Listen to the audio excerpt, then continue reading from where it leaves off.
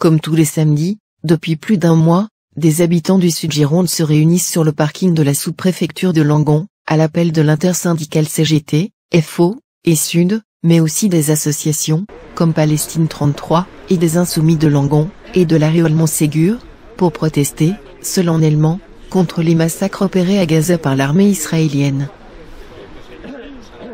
Et donc, ce 23 décembre 2023, une bonne trentaine de Sud-Girondins, pourtant, eux aussi, pris par la préparation des fêtes de fin d'année, se regroupaient devant les barrières de protection, installées là, certainement pour éviter des accidents sur les marches du perron magistral de la sous-préfecture. Ce jour, nous entendrons donc Didier Delaza, secrétaire CGT Sud-Gironde, Dominique Saint-Hilaire, pour Force ouvrière Sud-Gironde, et Jacques Delavaux pour l'association Palestine 33.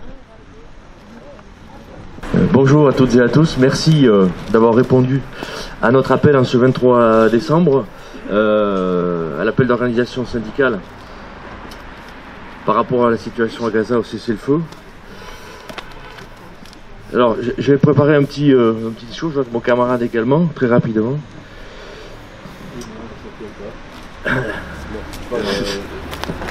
Le collectif départemental devra parler. Oui, Palestine 33 s'est joint aussi au rassemblement de ce matin. Monsieur le Président, notre humanité et le sens que nous lui donnons se défait chaque jour un peu plus. C'est avec un effroi et une douleur immense que nous voyons se dérouler une catastrophe insoutenable à Gaza. Ce monde, on nous tend aujourd'hui le miroir, nous n'y croyons pas plus que nous le voulons. Nous, citoyennes et citoyens, membres du monde de la culture, appelons à la reconnaissance des droits de tout être humain. Nous rappelons qu'ils sont universels et inconditionnels. Nous disons l'impossible justification morale des immenses désastres humains, matériels et éthiques qui gisent à Gaza, désormais décrite par un représentant de l'ONU comme l'enfer sur terre. Exiger la fin d'un massacre et le respect des droits fondamentaux des êtres humains ne peut pas prêter à controverse quand l'histoire nous a appris le prix du silence. Nous, de toutes les origines et de toutes les confessions, unis par la condamnation de cette catastrophe, nous vous adressons cette lettre et vous demandons de tout mettre en œuvre pour que ce massacre cesse. Nous vous demandons, Monsieur le Président, d'agir, de vous faire la voix de notre désaccord, de notre révulsion et de notre espoir. Cette lettre vous appelle à votre devoir. Nous nous lèverons, nous manifesterons, nous écrirons, nous interpellerons, nous nous réunirons jusqu'à ce qu'il y ait des signes d'un nouveau jour. Nous saluons les récents votes de la France au Conseil de sécurité et à l'Assemblée générale de l'ONU, qui, de toute évidence, ne sont pas suffisants. Nous vous exhortons à poursuivre cet élan et à faire le représentant de celles et ceux qui, toujours plus nombreux, aux côtés d'innombrables organisations dont l'ONU, Amnesty International, Médecins sans frontières, l'OMS, etc., exigent le cessez-le-feu immédiat et permanent à Gaza. Il en va de la dignité humaine. Nous sommes horrifiés de la mort de plus de 19 000 Palestiniens, dont plus de 7 000 enfants, et par l'inacceptable politique d'apartheid mise en place par le gouvernement israélien en Palestine, qu'Amnesty International qualifie, je cite, de système cruel, de domination et de crimes contre l'humanité. Nous exigeons l'égalité des droits pour les Israéliens et les Palestiniens. Nous condamnons unanimement les personnes, les organisations et les États responsables ou complices des massacres de civils innocents. Nous condamnons unanimement la haine, où qu'elle soit et qui qu'elle touche. Nous rejetons sans réserve l'islamophobie et l'antisémitisme qui nourrissent l'un et l'autre les mêmes abysses. Nous dénoncerons aussi désormais tous les actes d'intimidation, de censure et de mise au pas.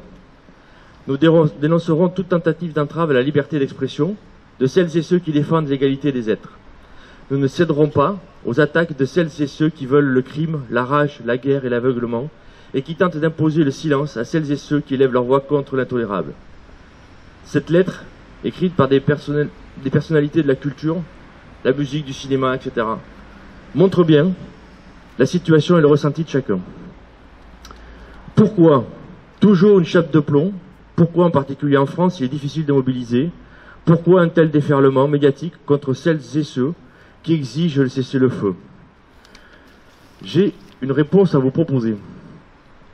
776 banques européennes ont apporté un soutien financier à 51 entreprises impliquées dans la construction des colonies illégales, selon une étude de DDBio, un groupe de société civile palestinienne. De janvier 2020 à août 2023, ces banques ont contribué à hauteur de 164 milliards de dollars. Les 10 premières institutions sont BNP Paribas, HSBC, Deutsche Bank, Société Générale, KfW, Barclays, Crédit Agricole, Santander, ING Group. Dans une déclaration, Antoine Medellin, représentant de la Fédération internationale des droits de l'homme, qui fait partie de la DBIO, a souligné que les institutions financières européennes ont une responsabilité importante dans les violations constantes du droit international par le gouvernement israélien dans les territoires palestiniens occupés. Voilà une des raisons supplémentaires de toute cette campagne odieuse de déferlement contre tous celles et ceux qui exigent le cessez-le-feu, la fin du blocus, la libération immédiate et sans condition de tous les otages et de tous les prisonniers. Voilà le vrai visage du capitalisme qui, dans le même temps, en France, tente d'imposer une loi scélérate. En effet, ce mardi 19 décembre, le Sénat et l'Assemblée nationale ont adopté le projet de loi dit « Immigration », dont le texte initial avait pourtant fait l'objet d'une motion de rejet. Emmanuel Macron, le président du chaos, minoritaire dans le pays, s'est malgré tout obstiné à imposer un texte qui divise les rangs des travailleurs et livrera les plus fragiles d'entre eux à une surexploitation des plus féroces.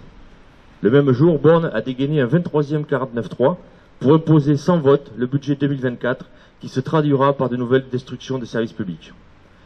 L'Union locale CGT condamne la loi immigration qui va encore précariser un peu plus les travailleurs migrants et qui, sur des dispositions relatives aux droits du sol ou l'accès aux prestations sociales, est contraire à nos principes républicains.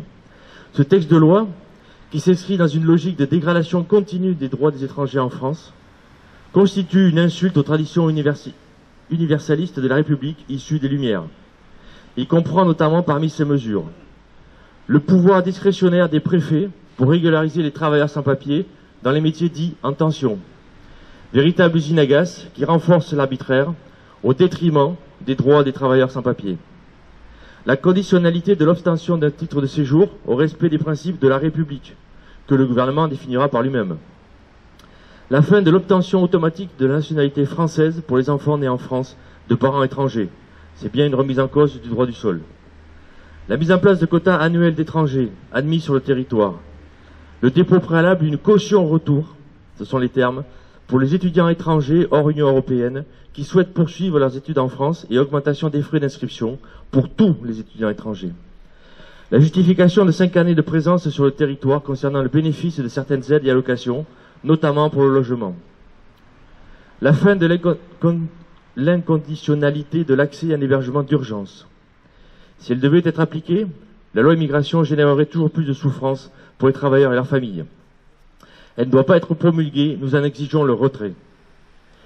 Il s'agit d'un beau cadeau de Noël fait au Rassemblement national et tous ceux de la droite extrême en remerciement de leurs bons et loyaux services. En effet, depuis juin 2022, toutes les mesures de recul social ont été adoptées grâce aux élus RN et républicains, qu'on se le dise. Ne nous trompons pas, ne nous laissons pas opposer, tout est lié. Nous formons une seule et même classe à l'échelle de la planète.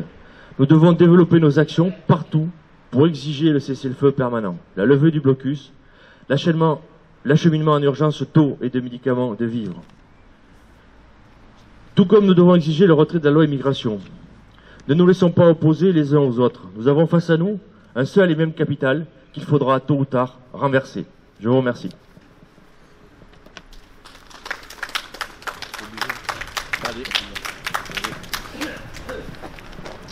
Mes camarades, nous voici à nouveau réunis ce samedi à l'appel de l'intersyndicale FO, CGT et Solidaires du Sud-Gironde pour appeler au cessez-le-feu immédiat à Gaza.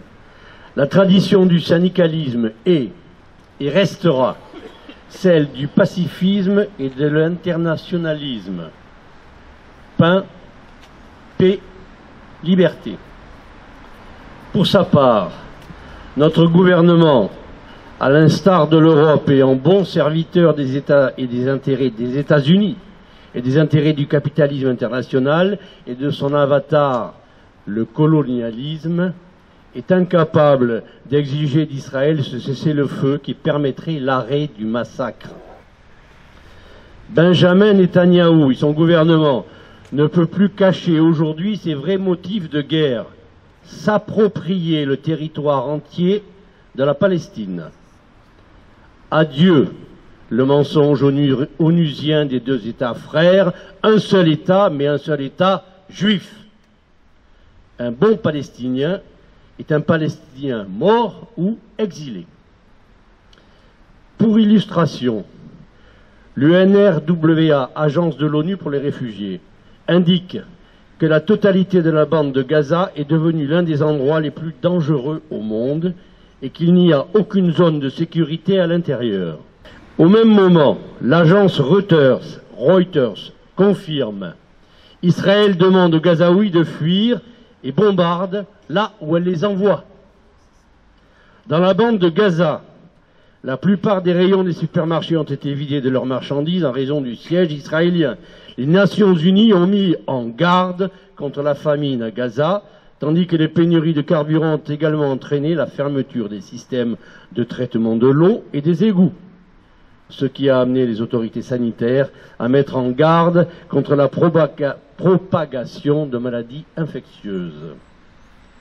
Le Programme alimentaire mondial des Nations Unies, le PAM, révèle qu'au moins 97% des ménages de Gaza ont une nourriture inadéquate pour répondre à leurs besoins. Inadéquate entre guillemets. Au moins 9 personnes sur 10 passent une journée et une nuit complète sans nourriture. Ainsi, dans le sud de Gaza, plus d'un tiers des ménages souffrent de faim élevée ou très grave, a rapporté le même PAM. Et pour couronner le tout, plus de 20 000 morts, dont 8 000 enfants en 2 mois de conflit. C'est un record. Et pendant ce temps, en Cisjordanie, les colons juifs extrémistes tuent pour s'approprier les terres des paysans palestiniens. Camarades, les masques sont tombés. Pour conserver son emprise sur la région, plus gros fournisseur au monde d'énergie fossile, le président états-unien Biden fronce les sourcils, mais, dans le même temps, alimente en armes et munitions son allié sioniste. Ce sont toujours les travailleurs et les peuples qui sont victimes des conflits. Et ceux-ci ne sont que la situation extrême de la guerre faite à ces mêmes peuples, à ces mêmes travailleurs, et parmi ceux-ci aux plus déshérités d'entre eux, ces travailleurs migrants en fuite de pays en guerre pour des raisons similaires à celles qui ravagent aujourd'hui la bande de Gaza et la Palestine, à savoir la prédation capitaliste. Ainsi, comment ne pas évoquer, après la contre-réforme des retraites, cette nouvelle loi sur l'immigration qui n'est qu'un avatar de plus de cette guerre que livrent les puissants au monde du travail et au peuple.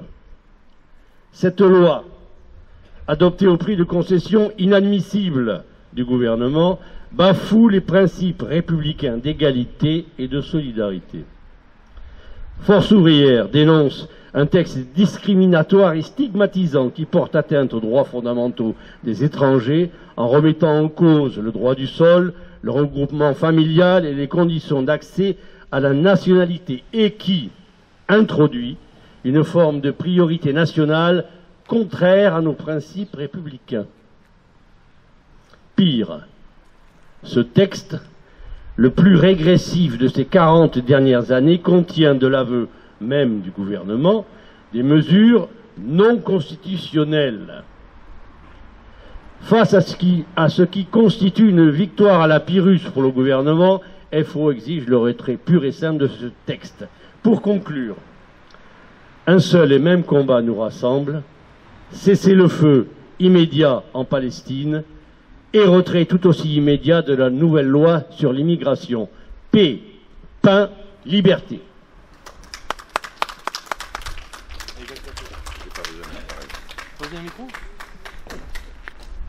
Ben, le camarade de FO a tout dit, hein, donc je ne vais pas reprendre, mais je voudrais rappeler certaines choses. C'est que ce problème-là date depuis 1920, c'est-à-dire au moment de la fondation et de la reconnaissance par la Grande-Bretagne de la constitution d'un foyer juif en Palestine.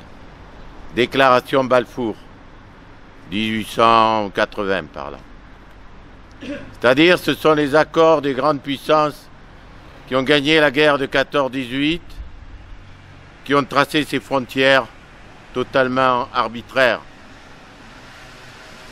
Nous avons eu Daesh, qui en effet voulait détruire les frontières sur des bases religieuses, très condamnable, organisation en effet terroriste, celle-là. Et puis nous avons un État qui avant était non pas un État mais un mouvement, qui a été un mouvement terroriste, le mouvement sioniste, qui a fait sauter à Jérusalem. Au moment de la guerre, il a fait sauter c'était le centre de commandement des Anglais, en faisant énormément de morts. N'oublions pas que c'est le mouvement sioniste, ce ne sont pas des Palestiniens qui ont fait sauter ce centre de commandement, c'était un hôtel.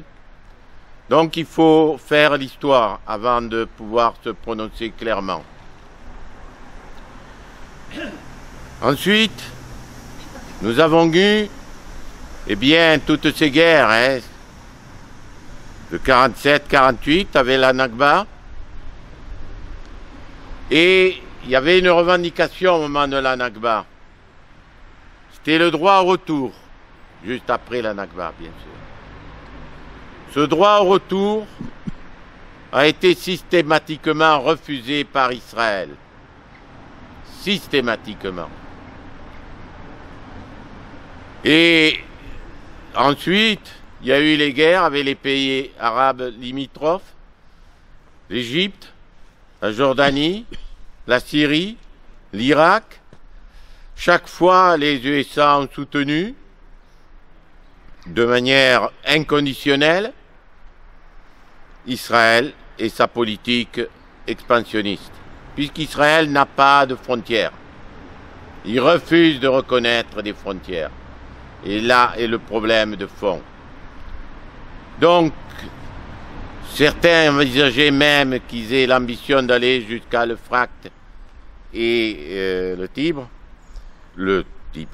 Et ce qu'il y a maintenant, il semblerait qu'ils se contentent que ce soit entre la Méditerranée et le Jourdain. Mais attention, il y a le Golan qui a été volé à la Syrie. Donc on voit que l'État qui a, disons, fait des guerres de conquête et non pas de défense, puisque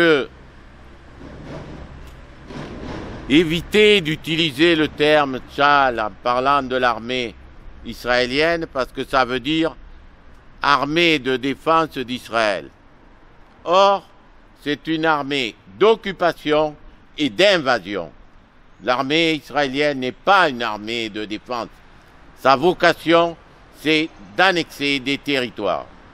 Et ils ont des armées annexes. Ça s'appelle les colons. Actuellement, vous avez été au courant en Cisjordanie de ce qui se passe. Donc on voit très bien que cette politique délibérée de grignotage, d'annexion, de destruction de tous les moyens de production et en particulier les oliviers arrachés de manière systématique. Des destructions de maisons, le fait de chasser les bédouins, ils font la transhumance, et ainsi de suite. Donc ça, c'est voulu de manière... Le refus de tout retour, je répète, des gens qui sont partis. Et quand je suis des fois dans des réunions où les gens disent il faut que les migrants puissent arriver chez nous.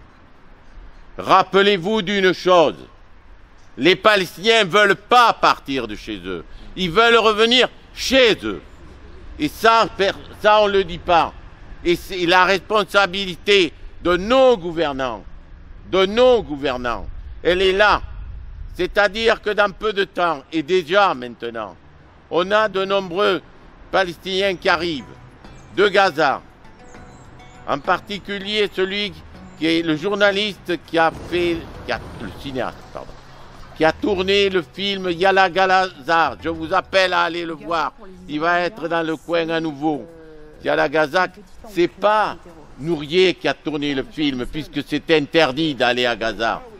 Donc c'est, j'ai oublié son nom, c'est un jeune palestinien cinéaste qui fait les films qui s'appellent, vous pouvez aller sur internet, vous tapez la Gaza Story, vous tapez Gaza Story, vous aurez les informations en direct. Donc, je veux dire que ces gens-là, sa famille est actuellement en France. Ils ne voulaient pas venir en France. Ce cas, ils ont été tellement bombardés. Notre ami Ziad Medouk, qui est un poète qui a eu le prix de l'Académie française, n'oublions pas, sa maison a été détruite. Il ne voulait pas partir. Il habitait Gaza. Responsable de l'unité de français à l'université de Gaza. Ziad Medouk, comme vous ne le connaissez pas, c'est un grand bonhomme, très jovial, tout ce qu'on veut. C'est pas du tout un Hamas, un islamiste, tout ce que vous voulez. C'est un gars extraordinaire. Eh bien, sa maison détruite, son beau-frère tué dans le bombardement, sa belle-sœur tuée, les 5 enfants tués. Voilà des gens qui étaient des amis qui venaient animer nos soirées dans le sud Gironde ou en Gironde ou en France en général. Donc c'est cette population qui n'est pas du tout islamiste qui est visée. C'est ceux-là qui sont visés maintenant. Ce sont les intellectuels qui sont visés. Israël veut tuer les intellectuels palestiniens, veut tuer l'intelligence palestinienne. C'est pas seulement le Hamas, il faut arrêter cette connerie-là. Le Hamas, ils en ont rien à foutre. C'est tuer le peuple. Voilà ce que je voulais dire. On va se mettre là, on va faire une petite photo. J'ai fait quelques flyers pour mettre... bon, voilà. C'est simple.